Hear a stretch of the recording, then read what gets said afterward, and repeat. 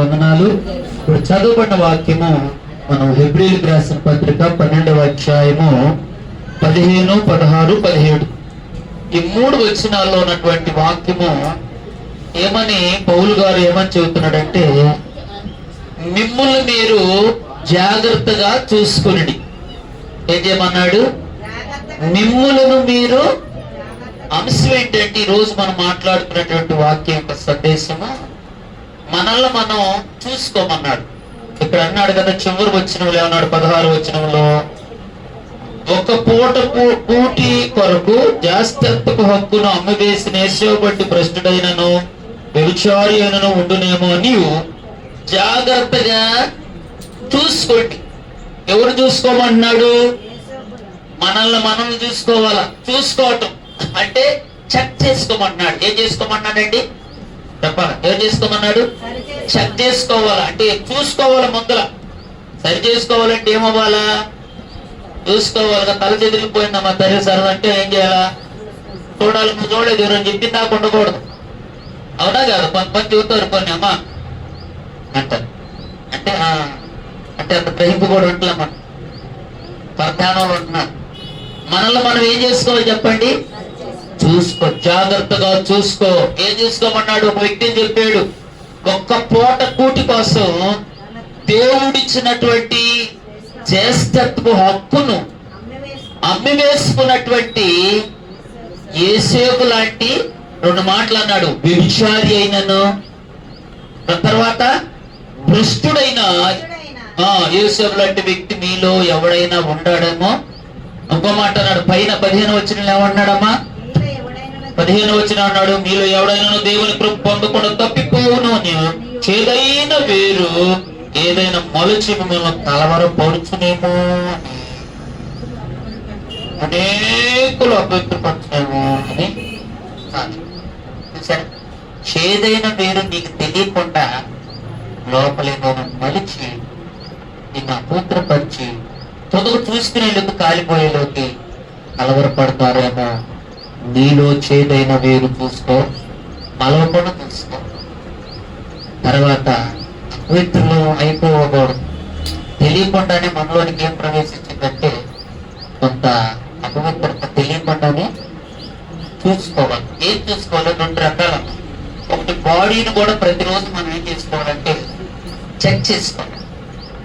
రెండోది, స్పిరిచువల్ గా ఆత్మీయ జీవితాన్ని కూడా మనం ఏం చేసుకోవాలంటే, నేను స్పిరిచువల్ గా ఎలాగున్నాను, నేను ఆత్మీయంగా ఎలాగ పెరుగుతున్నాను, నా ప్రార్థన ఎంత అని నిన్ను నువ్వు చూసుకో. ఎవరు చదువుతుందా? నేను రోజుకొచ్చి ఎంత ప్రార్థన చేస్తున్నాను, వారానికి వచ్చి ఉపవాసం ఉంటున్నానా లేదా అని ఎవరో చెప్పవలసిన, నీకు నీవే చెక్ చేసుకోవాలి. దేవుని సన్నిధిలో ఎంత గడుపుతున్నాను? 52 వారాలు, ఎన్ని వారాలు నేను దేవుని సన్నిధిలో గడుపుతున్నాను, నా ఇంట్లో గడుపుతున్నాను. తర్వాత దేవుని పనిలో నేను ఎంత ఆసక్తి చూపుతున్నాను, దేవుని కొరకు ఒక ఆత్మనైన సంవత్సరానికి తీసుకుని వచ్చానా, దేవుని స్వార్థ చెప్పానా, సాక్ష్యం చెప్పానా, దేవుని పనిలో ఎలా ఉంటున్నాను అని మనల్ని మనం ఏం చేసుకోవాలా? చూసుకోమన్నాడు. నా స్పిరిచువల్ లైఫ్ ఎలాగున్నది, ఆత్మీయ జీవితం ఎదుగుతుందా, కరుగుతుందా, ఫలిస్తున్నామా, అభివృద్ధి పొందుతున్నామా, పచ్చగా ఉన్నామా, ఎండుకుపోతున్నామా, ఫలిస్తున్నామా, ఎండుకుపోతున్నామా అనేది దేవుని సన్నిధిలో మనల్ని మనం ఏం చేసుకోవాలా? చూసుకోవాలి. చూసుకోకపోతే నష్టపోతాం. అది ఆత్మీయంగా. కానీ శరీరకంగా కూడా మనం కొన్ని సార్లు మన బాడీ చెకప్ చేసుకుంటాం. అవునా కదమ్మా? డాక్టర్లు అంటున్నాడు 6 నెలలకు ఒకసారి అంట మనం హెల్దీగా ఉన్న వాళ్ళు ఏం చేసుకోమన్నారు చెప్పండి? ఏమంటే శివ గారు? బాడీ చెకప్ చేసుకోవాలంటే మనల్ని మనం మా దేహంలో, ఆ శరీరంలో బీపీ ఎంత ఉంది, తెలియకుండా షుగర్ ఏమైనా నాలోకి వచ్చిందేమో. ఈ మధ్య షుగర్ ఎప్పుడు ఎలాగ ఎవరికి వస్తుందో తెలియట్లేదు. తీరా చాలా మందికి ఏమవుతుందంటే షుగర్ వచ్చేసి కొంతకాలం అయిన తర్వాత నష్టపోయిన వాళ్ళు. కొంతమంది శరీరంలో ఇన్ఫెక్షన్లు, కొంతమంది శరీరంలో కొన్ని బలహీనతలు లోపలికి వచ్చిన విషయం వాళ్ళకి ఏమవట్లేదు. చెప్పండి, ఎందుకు తెలియట్లేదంటే చెక్ చేసుకోవాలి. ఎందుకు తెలియట్లేదంటే 6 నెలలకు ఒకసారో, సంవత్సరానికి ఒకసారో చెక్ చేసుకొని దాన్ని బట్టి ఆ బలహీనత మనల్ని ఏం చేస్తుంది. మా ఊర్లో మన ఒక కుర్రాడు చాలా బాగా హైట్ గా, వెయిట్ గా ఉంటాడు. ఒక 30-35 సంవత్సరాలు. ఎంత హైట్ అంటే తమ్ముడు వెంకటేశ్వర అంటే కూడా ఆ హైట్ అంతకంటే బలంగా ఉంటాడు. నేను మొన్నటి దినాన ఒక హాస్పిటల్ కాడికే, నేను బజార్ నుండి వచ్చి ఒక హాస్పిటల్ దగ్గర ఉంటే ఒక బ్రదర్ బైక్ బాగపోతే పక్కనే హాస్పిటల్ ఉంది. తీరా చూస్తే తమ్ముడు నేను గుర్తుపట్టాను. ఇంత బలం ఉండి తను సిక్ అయిపోయాడు. ఈ తమ్ముడు నేను గుర్తుపట్టుకొచ్చుంటానా ఇంటికి అయిపోయింది అన్న. 3 నెలల నుండి నాకు బాగాట్లేదు, 4 నెలలు ఏం బాగట్లేదన్నా, ప్రస్తుతం డయాలసిస్ చేస్తున్నారన్నా. నేను డయాలసిస్ చేస్తున్నాను, రోజు 2 సార్లు డయాలసిస్ చేయాలి, తిండి తినలేకపోతున్నాను, ఇవన్నీ పెట్టలేదు. ఏమైందంటే తనకు తెలియకుండానే కిడ్నీ ఫెయిల్ అయింది. ఇప్పుడు కుర్రవాడు డయాలసిస్కి వచ్చేటట్టు మనిషి రక్తం అనేది చాలా తక్కువ గ్రూప్స్ అంటే కూడా డయాలసిస్ ఏంటి, మన ఆ లోపల ఉన్నటువంటి కిడ్నీ చేసే పని అంట ఫిల్టర్ చేయటమే కదా. ఫిల్టర్ చేసి నీరుని బయటికి పంపించి బ్లడ్ శాతాన్ని పెంచుతూ ఉండేది ఆ కిడ్నీస్ పని. అది ఫెయిల్ అయిపోతే నీరు శరీరంలోకి వస్తే మనిషి ఉబ్బిపోతాం, అభివారం నీరైపోతుంది, నీరు అంత లోపల. ఇది ఫెయిల్ అయిపోయింది. ఎలా ఫెయిల్ అయిందంటే తాగుడు లేదు, మంచి కుర్రోడు, 100కి అంతా డేటింగ్లో వచ్చేస్తాడు. ఏందయ్యాలంటే ఎలా శరీరంలో పనిలాగా ఎందుకు బాగాలేదని బ్లడ్ వేసేసి కాస్త పనిచేస్తుందంటే దేవుడు తను ఎందుకు అలా అయ్యాడంటే తన శరీరంలో వచ్చిన బలహీనత తనకేమో లేదమ్మా. ఎంతదాకా ఎందుకమ్మా, మాకు తెలిసినటువంటి ఒక పాజిటివ్ గా సిస్టర్లకు కూడా తెలిసి ఇక్కడ డోర్నెస్ పాజిటివ్ అని మా మంచి విధంగా స్నేహితుల్లాగా నాతో ఉంటాడు, గురువులాగా ఉంటాడు. ఆ పాస్టర్ గారు తెలుసు. ఆయన గారు చాలా ఎలక్ట్రిక్ ఉంటాడు, స్థుతి ఆరాధన చేస్తారు, మంచి పాటలు, ప్రార్థన, మంచి సంఘాలు 3 చోట్ల దేవుని పరిచయం చేసుకున్నాడు. చాలా ఆరోగ్యంగా ఉంటాడు. ఎప్పుడు అంత బెళ్ళ వేసుకునేటువంటి ఇది ఆయనకి లేదు, అంత హెల్తీగా ఉంటాడు. ఆయన గారు దేవుని పనులు బాగా రాత్రనక పగలనక బళ్ళ మీద ప్రయాణం చేస్తూ బాగా వెళ్తుంటాడు. అయితే ఆయన లోనికి షుగర్ వచ్చిన సంగతి ఆయనకి తెలియదు. షుగర్ వచ్చి 2 సంవత్సరాలు 3 సంవత్సరాలు అయింది. ఎన్ని సంవత్సరాలమ్మా? 3 సంవత్సరాలు. తనకు తెలవదా ఈయన యథా ప్రకారం మంచిగా భోజనం చేస్తున్నాడు. ఆయన ఎక్కువగా థమ్స్అప్లు ఇష్టం. భోజనానికి కానీ ఏదైనా హోటల్కి వెళ్తే మంచినీళ్ళు తాగడం, బాటిల్ పెట్టుకుని బిర్యానీ విత్ థమ్స్అప్ అంటే ఎక్కువ డ్రింక్. ఎంత బాటిల్ ఇస్తే ఆ బాటిల్ ఒక్కొక్కరికి తిని అంటే డ్రింక్ అంత ఇష్టంగా ఎక్కువ తాగుతాడు ఆయన అలవాటు. ఆయన తినేక యథా ప్రకారం ఏం చేస్తున్నాడు, ఆ డ్రింక్స్ తాగుతున్నాడు, ఆహారం తింటున్నాడు, మరి యథా ప్రకారం వెళ్తున్నాడు. ప్రియులార లోపల ఉన్న షుగర్ ఆయన తీసుకెళ్ళిపోయాడు. తీరా తనకు కళ్ళు సరిగా కనపడతాను. వయసు ఎంత ఉంటుంది? ఒక 45 అంతే. మరి పిల్లలు ఏంటి నాకు కొంచెం ఇంటి మంది కళ్ళు సరిగ్గా కనపడతలేదు. ఆ హాస్పిటల్కి వెళ్ళి డాక్టర్ వస్తే ఒకసారి బ్లడ్ టెస్ట్ చేయొచ్చండి మాస్టర్ గారు అన్నారు. బ్లడ్ టెస్ట్ చేయడానికి వెళ్తే తీరా రిపోర్ట్ వచ్చిన తర్వాత వచ్చిందంటే మాస్టర్ గారు ఎంతకాలం ఉన్నదండి మీకు షుగర్ అన్న. షుగర్ నాకుంటూ వేశాను, షుగర్ షేర్ ఏంటంటే ఏంటంటే 2 సంవత్సరాల పైనండి మీకేమొచ్చింది, షుగర్ వచ్చింది. ఈ షుగర్ను బట్టి ఈ కంటి నరాలు ఏమైపోయినాయి, ఎందుకని అందుకోసం ఇంటిలో స్ట్రెస్ రాస్తున్నాను. ఈరోజు మరలా కొన్ని బలహీనతలు బయట వేస్తే మరలా చూపించుకుంటే కొడుకేమైందంటే కిడ్నీస్ 2 ఫెయిల్ అయిపోయి డయాలసిస్ చేస్తేనే హెల్త్ అన్నట్టుంటే వీళ్ళు దాన్ని బయటపడి షుగర్ బయటపడిన 6 నెలలకి దినదినము ఇబ్బంది పడతా నెలకు ఒకసారి అయిన డయాలసిస్ 2 సార్లు 3 సార్లు, రోజుకి వచ్చి 3 సార్లు డయాలసిస్ పెట్టుకోవడానికి ఓపిక లేక నా వల్ల కాదు అని అనుకున్నాను. ఒక 6 నెలల్లోపే ఆ పాస్టర్ చనిపోయాడు. కేవలం నీ బాధ్యత అంటే తెలుసుకోవాలా, లోపల ఎంటర్ అయినటువంటి షుగర్ని తెలుసుకోలేకపోయారు. కొన్నిసార్లు ఇప్పుడు తినే ఆహార పదార్థాలు నిజంగా ఆ బలహీనత తెలుసుకోలేక ప్రాణం పోగొట్టుకున్నాడు. మంచి సేవకు ఈరోజు సంఘము, మంచి సంఘము బట్టి పిల్లలు గమనిస్తున్నారని భార్య తెలియక తనకేమీ లేదు గమనించుకోలేక మనం కూడా మనం ఇప్పుడు తినే ఆహారం మంచిది కాదు. ఎవరికి ఎలాంటి బలహీనత వస్తుందో మనకి హెల్త్ చెకప్, ఆరోగ్యాన్ని మనం 3 నెలలు 6 నెలలు ఏం చేసుకోవాలన్నా పెద్దోళ్ళుగా ఒక వయసు పడినప్పుడు షుగర్ టెస్ట్ చేయించుకోవటం లేదు. బీపీ,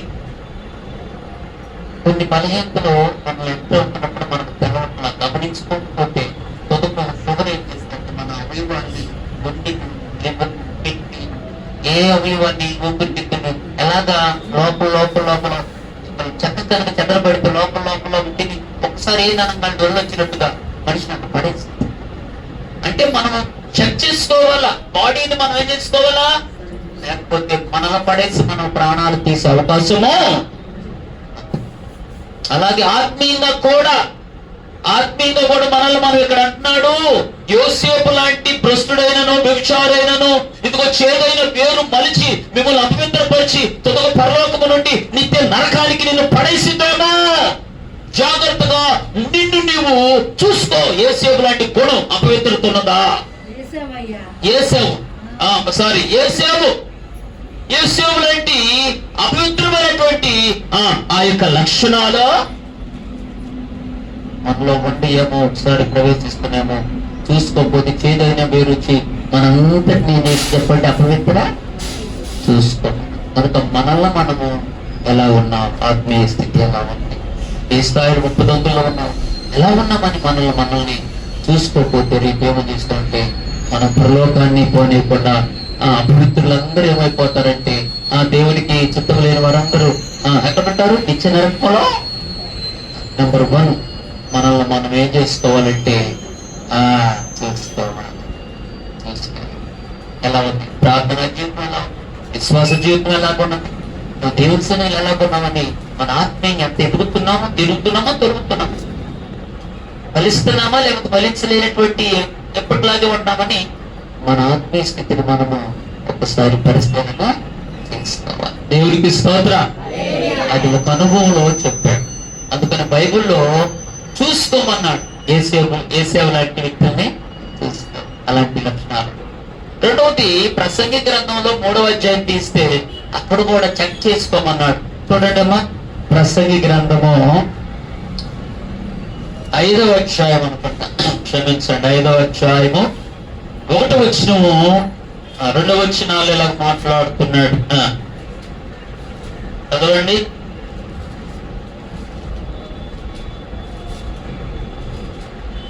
ప్రసంగి 5వ అధ్యాయము చదువుమా, 1, 2, 3 వచనాలు చదవండి. ఈశ్వరా, నీవు దేవుని మందిరమునకు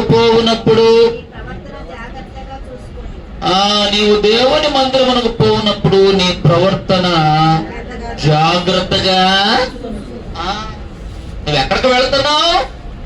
దేవుని మందిరానికి. నేను పరిశుద్ధుడు కనుక మీరును పరిశుద్ధంగా ఉంటారు. మాట పరిశుద్ధం, చూపు పరిశుద్ధం, తలంపుల పరిశుద్ధం, హృదయ పరిశుద్ధము.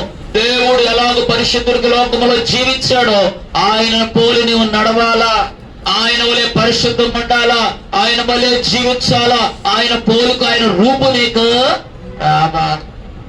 అందుకని మత్తయి సువార్త 6:1 అంటాడు, మీ పరలోకపు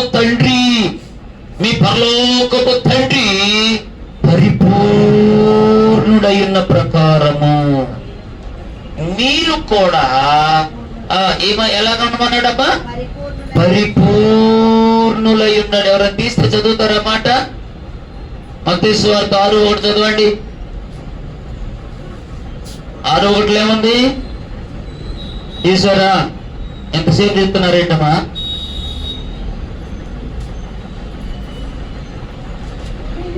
సారీ, 6 కాదు, 5:48లో ఉన్నది. 6 పైన. మీ పరలోకపు తండ్రి పరిపూర్ణుడు కనుక మీరు కూడా పరిపూర్ణులు. అంటే పరిపూర్ణత అంటే ఏంటి? ఇక కంప్లీట్, ఇక అసంపూర్ణత అనేది, లోపం అనేది ఏది లేదు. కాబట్టి తండ్రి పరిపూర్ణుడు, మనం కూడా పరిపూర్ణగా. దేవుడు పరిశుద్ధుడు, మనం కూడా పరిశుద్ధముగా ఉండాలా. కాబట్టి దేవుని మందిరమునకు వెళుతున్నావు, దేవుని సన్నిధికి వెళుతున్నప్పుడు నీవు ఎలాగుండాలని దేవుని వాక్యం చదువుతుందంటే చక్కగా అంటున్నాడు, నీవు దేవుని మందిరమునకు పోవునప్పుడు నీ ప్రవర్తన జాగ్రత్తగా. ఎవరైనా చెబితేనా, లేక మనం చెక్ చేసుకోమన్నాడా? ఏమండి, మన మందిరంకి వెళ్తున్నాం, మన మాట ఎలా ఉంటుంది, మన క్రియలు ఎలా ఉంటాయి, మన పనులు ఎలా ఉంటాయి, మన బిహేవింగ్ ఎలా ఉంటుంది, మనం ప్రేమించే విషయంలో ఎలా ఉంటున్నాం, క్షమించే విషయంలో ఎలా ఉంటున్నాం, దేవునికి ప్రేమ పంచే విషయాలు ఎలా ఉంటున్నామని ఆ గుణ లక్షణాలు మనలో ఉంటున్నాయా లేవా? క్రీస్తు ప్రేమించాడు. ఎవరిని ప్రేమించాడు? ప్రేమించిన వారిని ప్రేమించాడా, లేక శత్రువులను ప్రేమించాడా? శత్రువులను సహితం ప్రేమించాడు. ఆ గుణం మనలోనికి రావాలా. దేవునికి స్తోత్ర. దేవుడు క్షమించాడు. ఎవరిని క్షమించాడు? పొదుపు ఆయన పుట్టినోళ్ళు, తిట్టినోళ్ళు, హింస పెట్టిన, చిత్రహింస చేసినాడు కూడా క్షమాపణ ఈరోజు చాలా మంది తక్కువైపోయింది. ఎవరైనా మనకి ఏదైనా ఇబ్బంది పెడితే, హాని చేస్తే, నష్టం కలుగు చేస్తే శత్రువుగా భావించి కక్ష సాధింపులు అలాంటివి ఉండకూడదట. దేవుడు క్షమించాడు, ప్రేమించాడు. తర్వాత దేవుడు ఎలాగున్నాడంటే యేసుక్రీస్తు ప్రభు ప్రేమించి, క్షమించి, ప్రయాసపడి పరిచయం చేసే గుణాలు ఉన్నాయి. అవి మనలోనికి రావాలి. అవి చూస్తాం. తర్వాత ఇక్కడ అంటున్నాడు, చూసుకోమంటున్నాడు, జాగ్రత్తగా చూసుకో. కిందకు వచ్చేలోకి ఏమన్నాడమ్మా ప్రసంగి 5:1, బుద్ధిహీనులు అర్పించినట్లుగా బలి అర్పించుట కంటే సమీపించి ఆలోచించుట శ్రేష్టం. వారు తెలియకయే దుర్మార్గం పనులు చేయుదురు. దేవుని బిడ్డలారంటున్నాడు, ఏం చూసుకోమంటున్నాడు? నీవు వచ్చి బలి అర్పిస్తున్నాం అంటే, బలి అర్పించటం అంటే ప్రార్థన. 3 దినాల్లో బలి, ఇప్పుడు ప్రార్థనకి బలిపేయడం ప్రార్థన అన్నాడు. ప్రార్థన చేయడానికి బలిపేయడం వద్ద అన్నాడు కదా. అలాగే ఏమన్నాడు? బుద్ధిహీనులు అర్పించినట్లుగా బలి అర్పించటం కంటే సమీపించి. వాళ్ళు తెలియక చేస్తున్నారు, నువ్వు తెలిసి కూడా ప్రార్థన చేస్తా. ఈ పనులేంటి? నువ్వు వెళుతూ దేవుని దగ్గరికి వెళ్తా కూడా బుద్ధిహీనమైన పనులేంటి, బుద్ధిహీనమైనటువంటి అర్పణలేంటి? తెలియక చేస్తున్నారు, క్షమించబడతారు. నీకు క్షమాపణ లేదు. తెలిసి చేసిన వాళ్ళకి తెలిస్తే క్షమాపణ ఉండదమ్మా. తెలియకపోతే చాలా మంది అంటారు నాతో, ఏయా వాళ్ళు ప్రార్థనకి వెళ్తున్నారు ఏంటి, ఏంటి అంటుంటారు, వాళ్ళు చేస్తున్నారు, నేనేం చేయమంటారు? ఏమా 10 మంది అడుగుతున్నారు, ప్రభుత్వం వాళ్ళు ప్రార్థన చేస్తానికి ఇంటి చేస్తున్నారంటే అది నీ బుద్ధిహీనత. ఎవరు బుద్ధిహీనత వాళ్ళది? అవును కదమ్మా. తెలియక చేస్తే క్షమాపణ ఉందని, తెలిసి చేస్తే లేదు క్షమాపణ లేని. బుద్ధిహీనులు వాళ్ళు అన్నాడు, నువ్వు బుద్ధి కలిగిన వ్యక్తివి, నువ్వు కడగబడిన వ్యక్తివి, నీవు రక్షించబడిన వ్యక్తివి, ఎదుగుతున్న వ్యక్తివి, అనుభవం కలిగిన వ్యక్తివి, నీవు కూడా బుద్ధిహీనులు వచ్చినట్లుగా అర్పణలు అర్పించవద్దు అని దేవుడు జ్ఞాపకం చేస్తున్నాడు. ఇంకో మాట అంటున్నాడు 2వ వచనంలో, తెలియజేశారు కానీ నువ్వు అలా చేయొద్దు అంటున్నాడు. ఏం చేసుకోవాలి? 2వ వచనం చదవండమ్మా. నీవు దేవుని సన్నిధిలో అనాలోచనగా పలుకుటకు నీ హృదయమును త్వరపడనీయకము, నీ నోటిని కాచుకో. దేవుడు ఆకాశమందున్నాడు, నీవు భూమి మీద ఉన్నావు, కావున నీ మాటలు కొద్దిగా ఉండవలెను. ఇంకో మాట అంటున్నాడు, విస్తారమైన. చాలా ఏమన్నాడండి? ఈ మాట మనం గమనించాలి. ఆయననే మాట, ఏ మాట చెప్పండి? దేవుని స్తోత్రం చెప్పండి. హల్లెలూయా, హల్లెలూయా. నీవు దేవుని సన్నిధిలో అనాలోచనగా ఉండొద్దు. దేవుని యొక్క వార్తలు అంటుంది అనాలోచన. దేవుని దగ్గరకు వచ్చినప్పుడు ఆలోచన ఎక్కడ ఉండాలా? దేవుని మీద. కొన్ని మాటలు దేవుని దగ్గర నుంచి గడగడగడగడ ఏది పడితే మాట్లాడకూడదు. దేవునికి ఒక మాట ఇస్తే అది చచ్చిపోయిన దాకా, సావైనా బతుకైనా కానీ దేవుని కొరకు ఆ మాట మీద నువ్వు ఇవ్వాలా, కమిట్ అవ్వాలా, నిలబడాలా. మాట ఇచ్చి మాట తప్పితే దేవుని బిడ్డలారా, దేవుడు నీ మాటలు కొద్దిగా ఉండు. దేవుని సన్నిధిలో నీ మాటలు కొద్దిగా ఉండాలా. నువ్వు మాట్లాడేది అనాలోచన పడకూడదు. దేవుని సన్నిధిలో ఏది పడితే అది మాట్లాడకూడదు. ఒక మాట ఇస్తే ఆ మాట తప్పకూడదు.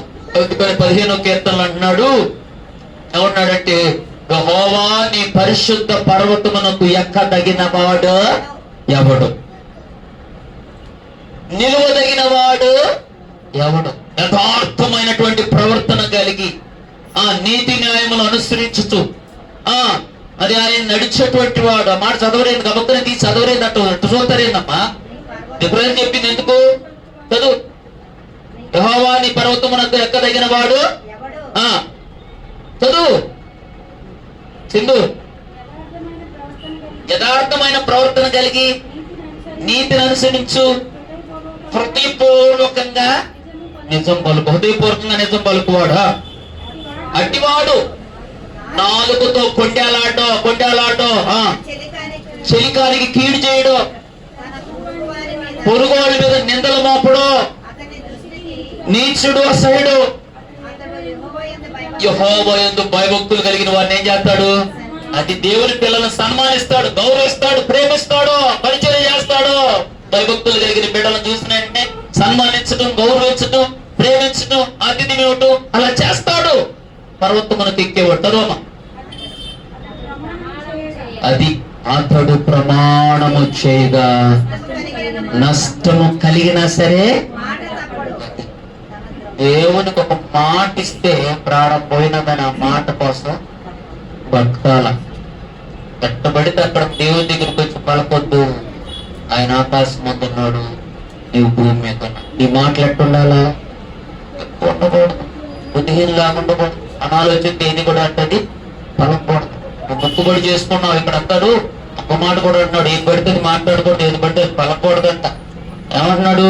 కింద వచ్చిన ఒక మాట చదవండి అమ్మా. అనాలోచిస్తే ఏది పలకొద్దు అని చెప్పి ఆయన ఏమన్నాడంటే, బుద్ధిహీనులు పలికినప్పుడు నీవు 4వ వచనం అన్నాడు, నీవు దేవునికి మొక్కుబడి చేసుకుని ఎడల దానిని చెల్లించుటకు ఆలస్యము చేయి. బుద్ధిహీనుల యందు ఆయనకి ఇష్టము లేదు. నీవు మొక్కుకుని దాన్ని చెల్లించుము. నీవు మొక్కుకొని చెల్లించుట కంటే మొక్కుకొని ఉండటికే మేలు. తర్వాత 6వ వచనం, నువ్వు ఏదన్నా మొక్కుబడి చెల్లించావంటే, మొక్కుకున్నావంటే దేవుని దగ్గర, ఆ మొక్కుబడి ఏం చేయకూడదంట?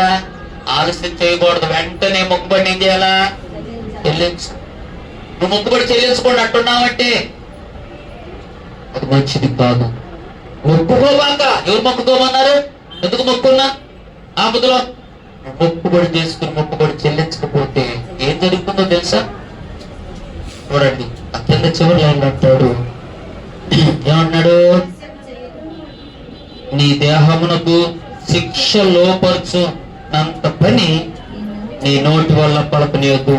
అది పొరపాటు చేత జరిగినని దూత చేత చెప్పకము. నీ మాట వలన దేవునికి కోపము పుట్టించి నీవేళ కష్టమును వ్యర్థము చేసుకున్నావు. చూసారండి ఏమన్నాడు? నువ్వు దేవుని సన్నిధిలో నీ దేహానికి నీ నోటి మాట ద్వారా శిక్ష వచ్చింది. కాబట్టి నీ దేహానికి శిక్ష వచ్చేంత పని నీ నోటితో ఏం చెబుతున్నాడమ్మా? దేవుని కోపం పుట్టించుట పని, కష్టము ఎలా అర్థం చేసుకుంటావు? నీ కష్టం అర్థమైపోయింది, శిక్ష వచ్చింది. నోటి మాటలు కొద్దిగా ఉండాలా, జాగ్రత్త. ఎలా మాట్లాడుతున్నావు? మాట ఎలా ఉంది? దేవుని సన్నిధిలో ఎలా మాట్లాడుతున్నావు? మాట ఇచ్చుకోమన్నప్పుడు మాట తప్పిపోతే నష్టపోతాం. మొక్కుబడి చేసుకున్నాడు యాకోబు, మొక్కుబడి తప్పిపోయాడు. ఏం జరిగింది? దీనా అనే కుమార్తె విషయంలో తను ఏం పొందుకున్నాడమ్మా? నష్టం పొందుకున్నాడు. చాలా విషయాల్లో నష్టం పొందుకున్నాడు. కొంతమంది బైబిల్లో దేవునికి మాట ఇచ్చి మాట తప్పిపోయిన వాళ్ళు ఏమయ్యారు? నష్టపోయారు. అది దేవుని కొరకు నువ్వు మాట ఇస్తే, మొక్కుబడి చేసుకుంటే దేవుని సన్నిధిలో అది చెల్లించడానికి అది జాగ్రత్తగా ఉండాలి. అందుకని అన్నాడు, నీవు దేవుని సన్నిధిలో ఉన్నప్పుడు నీ ప్రవర్తన ఎలాగున్నదో చెక్ చేసుకో, జాగ్రత్తగా చూసుకో. బుద్ధిహీనులాగా బలు నడిపించద్దు. 2వది అన్నాడు, అనాలోచనతో నువ్వు ఉండొద్దు. అనాలోచనతో ఏ మాట పలకొద్దు. 4వది అన్నాడు, నువ్వు మొక్కుబడి చేసుకుంటే ఆ మొక్కుబడి చెల్లించడం లేక ఆలస్యము. ఒకవేళ చెల్లించకుండా ఉంటాం. నువ్వు మొక్కుబడి చేసుకోకుండా మంచిదిగా చేసుకుని ఆలోచన చేస్తే మనకి నష్టం వచ్చింది. నీ దేహానికి శిక్ష తెప్పని నోటి ద్వారా చేయొద్దని ఈ దేవుడి సన్నిధిలో ఉన్నాం. కాబట్టి ఇవి మనల్ని మనం ఏం చేసుకోవాలంటే చూసుకోవాల్సింది ఎవరంటే మనల్ని మనమే. దేవుడికి స్తోత్రం. కాబట్టి అక్కడ హెబ్రీ పత్రికలో ఇది నువ్వు చూసుకో. చేదైన వేరే దాన్ని నీలో మలుస్తున్నాము. చేతులు కాలిన తర్వాత ఆకులు కొట్టుకుంటే ఏమన్నా ఫినిష్ అయిన తర్వాత మనం ఏమి చేదైన వేరు మొలుస్తుందా స్పిరిచువల్ గా ఏసేవు లాంటి స్వభావాలు ఉన్నాయి. ఆ ఏసేవు బట్టి మందిరానికి వెళ్తున్నప్పుడు బలి అర్పిస్తున్నాం. బుద్ధిహీనులా మాట పలుకుతున్నాం. ఎలా ఉంది మొక్కుబడి ఎలాగున్నది చూసుకోమని ఒక్కొక్క మాట చెప్పి మూడో మాట చెప్పి నేను ముగించేస్తాను. ఇంకొకటి మనం చెక్ చేసుకోమంటున్నాడు. ఇంకొకటి మనం చూసుకోమంటున్నాడు. ఈ మాట కూడా చదివి సహాయం చేయండి. మత్తయి సువార్తలో మాట రాయబడి ఉన్నది 7వ అధ్యాయము. అందరు తీయడమా? మత్తయి సువార్తలో 7వ అధ్యాయంలో ఉన్నటువంటి విషయాన్ని మనం ధ్యానం చేసుకుందాం.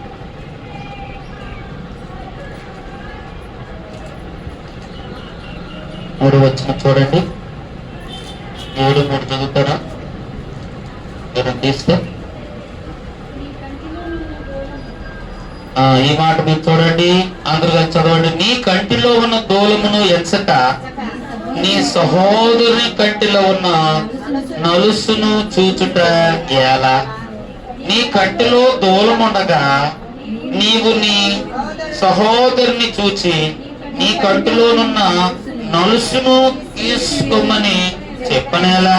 వేషధారి, మొదట నీ కంటిలో ఉన్న దూలమును తీసివేసుకుని అప్పుడు నీ సహోదరుని కంటిలో ఉన్న నలుసును తీయుటకు నీకు తేటగా కనపడును. ఇక్కడ కూడా మరొక మాట అన్నాడు. Self checkup.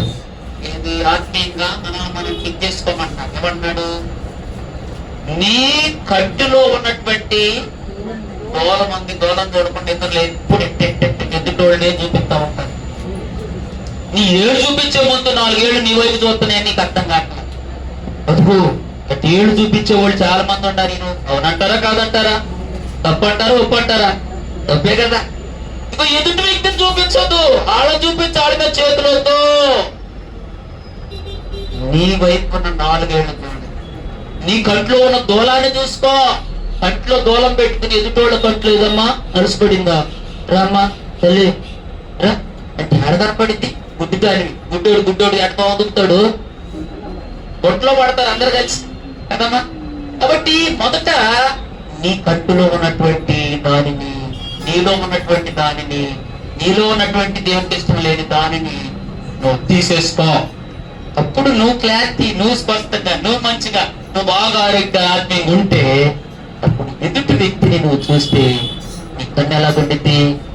ఏమన్నా నువ్వు ఎదుటి వ్యక్తి తయారుగా లేకపోతే ఏమంటాడు? ఏంటమ్మా మనం చూసుకోమా? మాకు చూస్తుంది ఏంటి? మనం చూసుకోమనమ్మా. నేను బాగా చూపుతానికి వచ్చిందా? నేను చూపుతానికి వచ్చాడా? ఊరు తెలియదేంటి? చదివేవాళ్ళు లేకపోలేదు. ఎవరంటారు కదంటారమ్మా. చూసుకోవాలి. ఇది వాక్యపు సత్యం. చర్చించుకోవాలి. ఆత్మీయంగా కూడా మన ఆత్మీయ స్థితి ఎలా ఉంటుంది? ఎలా ఉంటున్నా మనం నిలవకుండానే లోకంలో ఉన్నాం కనుకమ్మా. ఇప్పుడు చక్కని వస్త్రాలు వేసుకుని 7 నుండి డీసెంట్ రోడ్డుకో లేకపోతే బందర్ రోడ్డుకో వెళ్ళి, లేకపోతే ఆడ తగ్గేందుకు అది విద్య పెద్ద పెంచ్ సర్కిల్కో అటు వెళ్ళండి. వచ్చేటప్పుడు మన వస్త్రాలు ఎట్లుంటుంది, మన మొహం ఎట్లుంటుంది, మన కలర్ ఎంత ఫ్రెష్ గా తయారైంది, ఎంత చక్కని మనం కాస్త ఫ్రెష్ అయిపోయి వచ్చేటప్పటికి వీటి జుట్టు వెళ్ళిపోయి మొహానికి జిడ్డుగా ఆడతా, తర్వాత దేహం అంతా కూడా బట్టలు కూడా కొంట ఆ పొల్యూషన్ కి మాసిపోయినటువంటి స్థితి వచ్చిందట. నీకు తెలవకుండానే నీ ఇక ఉన్నటువంటి ఆ లోపల ఉన్నటువంటి ఇదేమవుతుందమ్మా, బయట ఉన్నటువంటి అపవిత్రత అనేది కొంత మనల్ని ఏం చేస్తుందంటే మన వస్త్రాలకి, ముఖానికి, శరీరానికి, జుట్టుకి తెలియకుండానే కొంత మనల్ని ఏం చేస్తుందంటే మాసిపోయేలా చేస్తుంది. లోకంలో ప్రయాణం చేస్తున్నప్పుడు కొన్ని తెలియనటువంటివి మనల్ని ఆత్మీయంగా దిగజారడానికి లోకం వైపు కొన్ని లోపలికి వెళ్తా ఉంటే మనం ఎప్పుడు ప్రార్థన వాక్యమైన అర్థం తీసుకుంటే నీలో ఏమున్నది, అనేది నీకు తెలుసు. దేవుని స్తోత్రం. ఎవరు చెప్పవసరం, నిన్ను చెక్ చేసుకోవాలంటే వాక్యం చూడదు అంతే. వాక్యం చదువు, వాక్యం విను, వాక్యం ధ్యానం చేయప్పుడు అర్థమైంది వాక్యం ఎట్టుంది నేను ఎట్టున్నానని వాక్యమైన అర్థం చెప్తే మన లోపం తెలియజేసి ప్రతిరోజు లేచి ఎక్కడికి వెళ్తాం? అర్థం దగ్గరికి వెళ్తాం, అర్థంలో తీసుకుంటాం, అప్పుడు సరి చేసుకుంటాం, బయటకు వెళ్తాం. అది పొరపాటు లేచి బైబిల్ దగ్గరికి మాత్రము వెళ్ళాం. అవును కదా? అర్థం చూసుకుంటే మన లోపం మనకు చెప్పిద్ది, వాక్యం చదువుకుంటే. అందుకనే ఒక భక్తుడు పాట రాశాడు, నీకిష్టమైనది కావాలి దేవునికి, బలి అర్పణ కోరలేదు దేవుడు. ప్రభు మనసు తెలుసుకో, వాక్యాన్ని చదువుకో. ప్రభు మనసు తెలుసుకో, వాక్యాన్ని చదువుకో. నీకిష్టమైనది కావాలి దేవునికి, బలి అర్పణ కోరలేదు దేవుడు. బలి అర్పణ కోరలేదు దేవుడు. హల్లెలూయా. అమ్మా అవునా కదా? ప్రభు మనసు నీకు తెలియాలంటే వాక్యాన్ని చదవాలి, అవునా కదా? కాబట్టి నీ లోపం నీకు తెలియాలంటే వాక్యం అనే అర్థం దగ్గరికి నువ్వు వస్తే మన లోపాలనే తెలుస్తాము. పునదాన్ని మనల్ని మనం ఏం చేసుకుంటాం చెప్పండి? సరి చేసుకుని సరవాలంటే వాక్యమే నిన్ను సరి చేస్తుంది. ఇదిగో నీ ఎదుట నేను పాపం చేయకున్నట్లు నీ వాక్యము నా మనస్సులో హృదయంలో ఉంచుకున్నానని 119:9-10 కీర్తనకాడు అంటాడు. నీ ఎదుట నేను పాపం చేయకుండా పవిత్రంగా నీతిగా ఎదగటానికి నీవు ఇచ్చిన వాక్యమే నాలో వచ్చింది అంటాడు. హల్లెలూయా. కాబట్టి మనల్ని మనం చెక్ చేసుకునేది ఎక్కడంటే వాక్యం అనేటువంటి అర్థం దగ్గరకు వస్తే సరైపోతాం. లోపల నీకు తెలియపరచబడింది. దేవునికి మహిమ ఘనత ప్రభావాలు కలుగును గాక. ఇంకొక మాట చెప్పి ముగించేస్తాం. ఒకటి ప్రార్థన ద్వారా, వాక్యం ద్వారా మన వాక్యమైన అర్థం లోపం చూపించింది, నువ్వు సరి చేసుకుంటే సరి చేయబడి. రెండవది ప్రార్థన ద్వారా కూడా మన లోపాలు ఏంటో మనకి దేవుని దగ్గరికి వచ్చి మోకరించిన కొంతమంది మోకరించగానే మనం గుర్తుకొచ్చేది ఏంటో తెలుసా? కొన్ని చిన్న పొరపాటు తెలవకుండానే నీకు మొత్తం అంత గుర్తుకొచ్చింది. చూడకూడదు అనుకుంటే సీరియల్ మొత్తం చూసేసి వాడిని క్షమించయ్యా, చూడకూడదు అంటే సినిమాకి వెళ్ళొచ్చాయి. అన్ని తెలియకుండా నీ ప్రాంతంలో కూర్చోగానే మనదేదో ప్రభు ఆత్మీయం చేస్తుంటే ఒప్పింపు చేసి కొంతమంది వెంటనే అయ్యో తప్పైపోయింది నన్ను క్షమించమని ఒప్పుకుంటాం. కొంతమంది బండలు, రాతి బండలు, నాప బండలాగా చూసేస్తారు. దేవుని ఆత్మ కూడా మీరు ఒప్పుకోరు. ఆ చోట్ల ఏ చోట్ల రేపు ఆడ తీసుకెళ్ళి నాకు అడుగు వెళ్తే నిన్ను కూడా ఆడపడి సరిపోయి తేడా వదిలిపోయి ఒప్పుకోరు. కొంతమంది సరి చేసుకుంటారు. అయ్యో క్షమాపణ సరి చేసుకోవాలి, ఒప్పుకోవాలి. అప్పుడు మనం సరి చేయబడతాం. మనలో ఉన్నటువంటి అభ్యంతర దేవుడు. ఉదాహరణ బెస్ట్ ఎగ్జాంపుల్ ఎవరంటే యెషయా గ్రంథంలో యెషయా ప్రవక్త దేవుని సన్నిధిలో ప్రార్థన చేసుకుంటూ ఉంటే ఆయనకు ఒక దర్శనం వచ్చిందమ్మా. యెషయా గ్రంథం 6వ అధ్యాయం 2-3 వచ్చిన దర్శనం ఏమొచ్చిందంటే పరలోక పట్టణం ఉన్నది. ఆ పరలోక పట్టణంలోనంట దేవుడు సింహాసన సీనుడుగా ఉన్నాడంట. 24 పెద్దలు, 4 జీవులు, 1,000,000 దూతలు. ఇదిగో యెహోవా పరిశుద్ధుడు, యెహోవా పరిశుద్ధుడు, యెహోవా పరిశుద్ధుడని దేవుని దూతలంట 2 రెక్కలతో దేహాన్ని కప్పుని, 2 రెక్కలతో ముఖాన్ని కప్పుని, 2 రెక్కలతో అలా ఊపుతూ యెహోవా పరిశుద్ధుడు, యెహోవా పరిశుద్ధుడు, యెహోవా పరిశుద్ధుడిని గాన ప్రతిగానములు చేస్తూ ఉంటే గడప కమ్ములు పునాదులు కదులుతుంది అంట. దేవునికి స్తోత్రం. ఈ దర్శనం అంతా కూడా ప్రాంతంలో ఉన్నటువంటి యెషయా ప్రవక్త చూస్తున్నాడంట.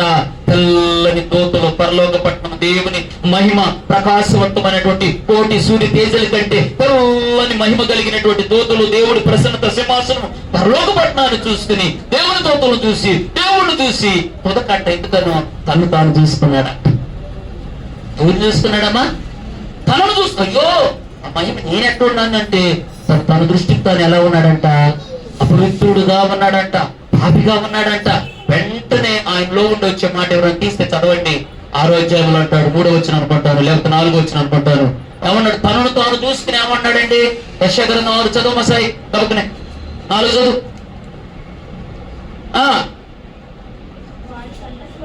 ఇంకెందుకు వచ్చిన చదువు. అయ్యో నేను అపవిత్రమైన పెదవుల గలవాడును అపవిత్రమైన జనముల మధ్య నివసిస్తున్నా, నేను నశించదని సైన్యముల అధిపతి యెహోవా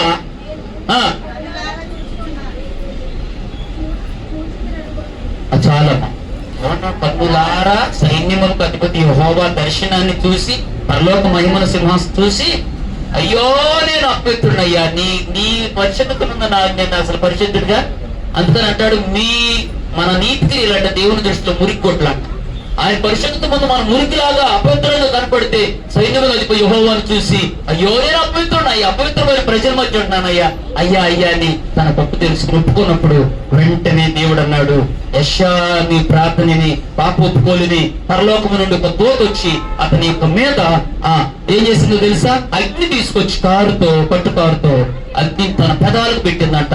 పెదాలకున్న దోషము, తనలో ఉన్న అపవిత్రతతో పోయి అతను పరిశుద్ధపరచబడి సరిచేయబడి, తనలో ఉన్న చేదైన వీరు, తనలో ఉన్నటువంటి అపవిత్రత, తనలో ఉన్నటువంటి దేవునికి ఇష్టం లేనివన్నీ తొలగి దేవుని పని కొరకు అతడు కూడా దేవుని ఆత్మచేత, దేవుని అగ్ని చేత కాల్చబడి, దోషం తొలగించబడి పవిత్రుడిగా మార్చబడ్డాడు. దేవునికి స్తోత్రం. ప్రవక్తే కానీ లోకములో ప్రజల మధ్య నివసిస్తా ఏమైంది? తనకు కూడా అపవిత్రత ఒప్పుకుంటున్నాడు, సరి చేయబడ్డాడు, చూసుకున్నాడు. దేవుణ్ణి చూసి తను తాను చూసుకున్నాడు. అవును దేవుని పెట్టారా. అప్పుడు అన్నాడు, పరిశుద్ధపరచబడి రెడీ అయిన తర్వాత నేను ఎవరిని పంపుతాను నా పని పంపకంటే, అప్పుడు యెషయా అన్నాడు, ప్రభువా నీ పని చేయడానికి నేనున్నానయ్యా, నన్ను పంపు. హల్లెలూయా. స్వార్థ చేయడానికి నేనున్నా, నన్ను పంపు. సాక్ష్యం చేయడానికి నేనున్నా, నన్ను లేపు. పాటలు పాడటానికి నేనున్నా, నన్ను లేపు. పరిచయం చేయడానికి నేనున్నా, నన్ను వాడుకో. హల్లెలూయా. రెడీ అయిపోయాడు, సిద్ధమైపోయాడు, దేవుని పాత్రగా ఉన్నాడు. అపవిత్రతుంటే వాడబడలేము, నిలబడలేము. భయము, తిరిగితనము నీ నిలబెట్టదో. దేవుని చేత శుద్ధి చేయబడితే, కాల్చబడితే, దేవుని ఒప్పుకుంటే నీవు సరి చేయబడతావు. దేవుడు అప్పుడు బలంగా నేను సాక్షిగా పాడుకునే వ్యక్తిగా, దేవుని సన్నిధిలో పరిచయం చేసే వ్యక్తిగా, స్వార్థ ప్రకటించే వ్యక్తిగా, ఒక ఎస్తేరు లాగా, ఒక ద్వారకా లాగా, ఒక దేవుని సన్నిధిలో మరియులాగా దేవుడు నన్ను వాడుకుంటాడు. హల్లెలూయా. ఒక యెషయా ప్రవక్త లాగా, దానియేలు లాగా దేవుని సన్నిధిలో వాడబడతాం. ప్రియ దేవుని బిడ్డలారా, హల్లెలూయా. ఎప్పుడంటే చెక్ చేసుకోవాలి. ఏం చేసుకోవాలా? మనల్ని మనము సెట్ చేసుకోవాలి, చూసుకోవాలి. 3 మాటలు 3 వాక్యాలు చెప్పారు. మొదట యేసేవు లాంటి అలాంటి వ్యక్తి ఉన్నాడేమో చూసుకోవాలి. రెండవది, దేవుని మందిరమునకు వెళ్ళినప్పుడు నీ ప్రవర్తన జాగ్రత్తగా చూసుకోవాలి.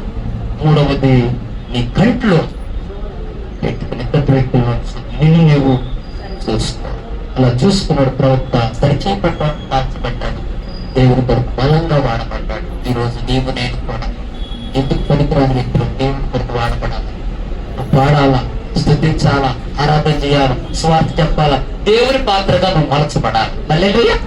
కాబట్టి అట్టి కృప కావాలంటే మనం పరీక్షించుకుందాం, మనం చూసుకుందాం. దేవుని వాక్యము ద్వారా, ప్రార్థన ద్వారా, దేవుని ద్వారా మనం చెక్ చేసుకుని, సరి చేసుకుని, దేవుని చేతిలో బలమైన సాధనాలుగా ఈ అంచె దినాల్లో ఆయన రాజ్య వ్యాప్తిలో పాత్ర రాజ్యము కట్టే వ్యక్తుల్లో నీవు నేను కూడా ఉండుటకు, పరిశుద్ధాత్మ దేవుడు మనల్ని వాడుకున్నట్టుకు, అగ్నితో మనందరినీ దోషాలను కడిగి మంచి యెషయా ప్రవక్తగా మలిచి వాడుకును కాక. ప్రార్థన చేసుకున్న మహాపరిశుద్ధుడైన తండ్రి, ప్రేమాస్వరూపుడా, దయగల ప్రభువా, నీకు వందనాలు. ఈ సమయంలో ప్రభువా, నీ దాసులుగా మేము నీ పాదాల దగ్గర కూర్చుని నీ వాక్యాన్ని వింటున్నాం. ఈ రోజు మా యొక్క ప్రభువా లేఖనములో మమ్మల్ని మేము చూసుకోవాలట నాయన. అవును తండ్రి, ఇతరులను చూడటము, ఏనేదో లోకమును చూడటము కాదు గాని అయ్యా, ఈ లోకంలో ప్రతి దేవుని బిడ్డలారా చాలా సార్లు మనల్ని మనం చూసుకోకుండా ఇతరులు చూస్తాము. మనల్ని మనం పరీక్షించుకోకుండా లోకం వైపు చూస్తున్నాము.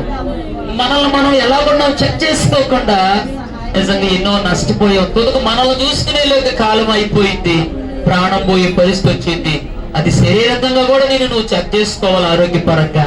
అలాగే ఆత్మీయంగా కూడా మనం ఎలా ఉన్నాం చెక్ చేసుకోకపోతే ఇలారా మనలో ఉన్న బలహీనతలు, మనలో ఉన్న పాపం, మనలో ఉన్నటువంటి అవిధేయతలు మనం తుదుకు నశింప చేసింది, నరకానికి తీసుకుని వెళ్ళింది.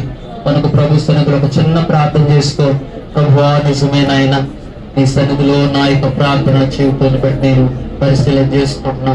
నేను ఎలాగున్నానో నాకు ఆయా నీ సన్నిధిలో ఒక్కసారి నాయన నన్ను సరిచేయి. నేను బుద్ధిహీనంగా పలు నడిపిస్తున్నాను, అనాలోచనగా పలుకుతున్నాను, ఏదో మొక్కుబడి చేసుకుని చెల్లించలేక అయ్యా శిక్ష వచ్చేంత పని నా దేహంలో కనపడుతుందేమో. ప్రభువా, ఒకవేళ నీ సన్నిధిలో ప్రభు మందిరానికి వస్తూ మేము ఎలా ఉంటున్నామో ఒకసారి మేము పరిశీలన చేసుకోలేని స్థితిలో ఉన్నాము. దయతో మమ్మల్ని క్షమించండి. యెషయా ప్రవక్త లాగా మందిరంలో ప్రార్థనలో కూర్చుని తన ప్రవర్తన, తన యొక్క స్థితిని చూసుకున్నాడు. అట్టి జీవితం మాకు దయచేయండి. మేము కూడా నాయనా నీ యొక్క అగ్ని చేత కాల్చబడి, దోషం తీసివేయబడి, నీ పనికొచ్చే పాత్రలుగా, ఉపయోగపడే పాత్రలుగా నీ కొరకు జీవించడానికి నీ కృపను మాకు దయచేయండి నాయనా.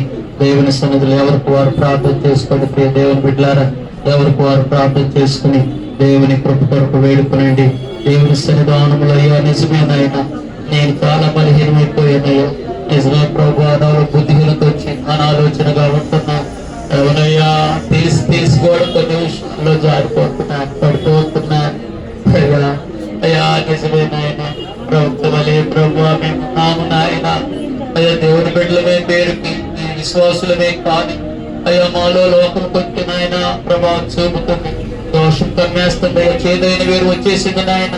అయ్యా అయ్యా అయ్యా యేసయ్య లాంటి ప్రభా అయ్యా, ఆ పశ్చాత్తు మనసు కూడా నాయన దగ్గర అవుతుంది నాయన. అయ్యా అలాంటి లక్షణాలు మాలో లేకుండా చేరకుండా ప్రభా మీ కృప చేత మమ్మల్ని సరి చేయండి, నూతన పరచండి నాయన. ఈ వాత్సల్యము నాయన చూపించండి ప్రభు, కనికరించు నాయన అని దేవుని యొక్క సన్నిధిలో ప్రార్థన చేసుకోండి. ఎవరి కొరకు ప్రార్థన చేసుకోండి. వాత్సల్యం, నీ బాహుల్యం, నీ కృప కనికరం చూపించుమా. నీ వాత్సల్యం, నీ బాహుల్యం, నీ కృప కనికరం చూపించుము. పాపము చేశాను, దోషి అయ్యున్నాను. పాపము చేశాను, దోషినయ్యున్నాను. తెలిసియున్నది నా అతిక్రమమే, తెలిసియున్నవి నా పాపములే. నీ సన్నిధిలో నా పాపములే ఒప్పుకొందునయా. నీ సన్నిధిలో నా పాపములే ఒప్పుకొందునయా. శుద్ధ హృదయం కలుగ చేయుమా. శుద్ధ హృదయం కలుగ చేయుమా. నాలోనా నాలోనా నాలోనా నాలోనా శుద్ధ హృదయం కలుగ చేయుమా. శుద్ధ హృదయం కలుగ చేయుమా. అవును ప్రియ దేవుని బిడ్డలారా, దేవుడిని అడగండి. ఆ ప్రవక్త వలె శుద్ధ హృదయం కలుగు చేయను ఆయన. నీ వాత్సల్య, నీ మోహుల కనికరం నా మీద రానివ్వండి. పాపము చేశాను, దోషినయ్యున్నాను అయ్యా. నా పాపం తెలిసినది, నా పాపం ఒప్పుకున్నానయ్యా. ప్రవక్త అయిన యెషయాని ఆ కడువులు కాల్చి పవిత్రపరిచినట్లుగా అయ్యా, దావీదు మహారాజుని నీ యొక్క ప్రభా కృపతో అయ్యా కనికరించినట్లుగా, వాత్సల్యం చూపించినట్లుగా నన్ను కూడా సరిచేయను ఆయన. నా దోషములు తెలిసినవని దేవుని సన్నిధిలో ప్రార్థన చేసుకోండి, ప్రార్థన చేసుకోండి, ప్రార్థన చేసుకోండి. ప్రియ దేవుని బిడ్డలారా, ప్రార్థన చేసుకునండి.